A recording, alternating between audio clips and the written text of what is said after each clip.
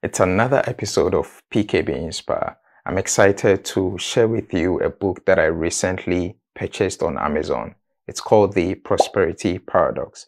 In this book, the authors opine 3 key types of innovations that can propel nations and its citizens from poverty into economic prosperity. The authors of the book, Efosa Ojomo, the late Clay Christensen, and Karen Dillon, did a fantastic job to capture the very essence of innovations and how we can strike a balance between the 3 main types of innovation, mainly market creating innovations, sustaining innovations, and efficiency innovations. Stay tuned as we discuss these 3. And of course, you should get a copy of this book.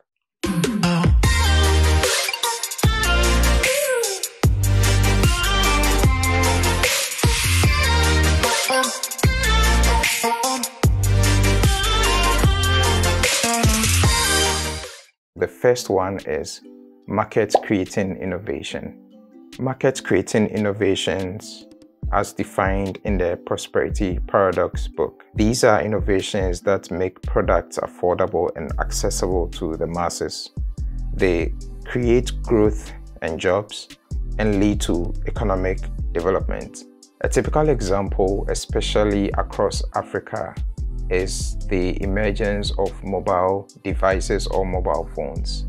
So the whole concept of market creating innovation is that you take a look at a product that hitherto was not accessible to many people. Imagine when the telephone or the mobile phone first got to the market. It was accessible to the rich few. Now, what market creating innovation does is that it takes such a product and then makes it accessible to the masses. By so doing, a lot more opportunities, jobs, and other fringe innovations come to play. So the ubiquity of mobile telephony in Africa, as an example, has given rise to other innovations like mobile money, micro-lending, micro-credit, micro-insurance, and so forth. This is absolutely crucial. You go to Africa now, the mobile phone penetration is even higher than the presence of, for example, public place of convenience. There are more mobile phones in Africa than there are toilets. Of course, this imbalance can be argued for in another scenario. But here we are looking at market creating innovations. These are innovations that create completely different markets. Without the mobile phone, there wouldn't be mobile money in Africa. And in most African countries, the unbanked form a chunk of the population. A typical example I always give is that a decade or so ago, when market women usually went to the market centers where there's some form of agricultural aggregation for produce to be bought in large quantities, what usually happened was that most of the market women in the informal sector would carry physical, and a lot of times they ran the risk of even being robbed along the way in the buses and so forth. These days, all they need is their mobile phone. They have a virtual mobile wallet that has all the money and all the transaction details. There's a trail of how much money is leaving the wallet and how much money they are receiving. So they are able to travel more conveniently with some form of security in mind, knowing very well that even if they lost their phone, the PIN code to their mobile wallet and so forth would not be accessible to whoever, steals the phone. This looks quite simple, but it's a completely radical shift from the traditional way of doing business. Today in Ghana, a lot of people are doing all their transactions, buying electricity credit or paying for their monthly water bills using mobile money. This has also created some new businesses like the mobile money kiosks, where people can go to do all forms of transactions, either to get money or put money into their mobile wallet or to send money anywhere else in the country. It's a radical shift. A lot of other jobs have been created. There have been a lot of startups these days and companies that have come out of this radical shift. In Ghana, companies like ZPay, like Haptel and so forth have created virtual marketplace for the informal sector players to transact business all through their mobile phones. So this is an example of market creating innovation.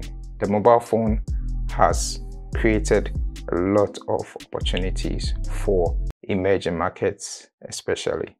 The next kind of innovation that is described in the prosperity paradox is sustaining innovations. And here the authors of the book make a very important point regarding the impact of sustaining innovations on the economy. The basic definition is that sustaining innovations focus on making the existing product better. So basically adding new features and capabilities to make the product better. They don't necessarily create new jobs. So if you look at the iPhone 12 and iPhone 13, there are differences in the camera capabilities and so forth. The jump from iPhone 12 to iPhone 13 is not necessarily a radical shift. Of course, in this case, you may argue that the M1 chip that is now being manufactured in-house by Apple is a great difference as far as the iPhone is concerned. That can be kind of a radical shift because it's kind of vertically integrated the chips that they use for their phone. So sustaining innovations do not cause radical shift, or they do not cause any form of increased economic activity. They are incremental in nature and they are used by companies or economies to improve upon the capability and the features that previous versions of a product did not have. They improve and they add new features to it. When I think about sustaining innovations, and also as argued by the authors of the prosperity paradox, if you focus so much on sustaining innovations, of course they keep a product vibrant and they keep it enticing to the market. Imagine that the previous version of a product is the same as the next version. That's not really possible. They don't create new jobs per se. If a previous product has 6 megapixels of a camera and the next version is 7 megapixels, it doesn't create a radical or exponential increase in job creation or create new markets. So that's how the sustained innovation is. They are important in keeping the product alive, keeping it vibrant, and keeping the competition also on their toes, but they don't necessarily create radical impact on the economy. The third kind of innovation that is described in the prosperity paradox is the efficiency innovations. So the efficiency innovations focus on making products cheaper. So as the name implies, efficiency, using the existing resources that you have to achieve more, or using less of the resources to achieve exponentially more output. Efficiency innovations are critical, they are important. The reason being that once companies or organizations are able to find more efficient ways of producing their product or services, they are able to control their cash flow and have better reserves to invest in R&D and so forth. However, if you think about it critically, like offshoring or some form of outsourcing, if you outsource your manufacturing to a company in another geographic region, what that does is that, yes, you're able to benefit from economies of scale. You're able to reduce the unit cost of your item due to the economies of scale, and even in some cases, the economies of scope. However, the job opportunities that you would have been able to create within your geographic region would have to be siphoned or would have to be moved elsewhere. So let's take an example of, again, Apple. So Apple, for example, has Foxconn as one of its contract manufacturers. Now imagine that that same manufacturing was done in the US, where Apple is headquartered. The jobs that they have created for the Chinese economy would be available in the US to create more opportunities. So the discussion around efficiency innovation is that there has to be a balance. Of course, if the cost of production is also too high for companies to do any meaningful business, eventually companies will fold, and even the limited jobs that they have created would also be lost in the long run. There needs to be the macroeconomic incentives that gives the companies or the firms the reason to keep their efficiency innovations within the geographic region that they function in or they operate in. And that is also critical. So these are the three key types of innovations that I've learned from the prosperity paradox.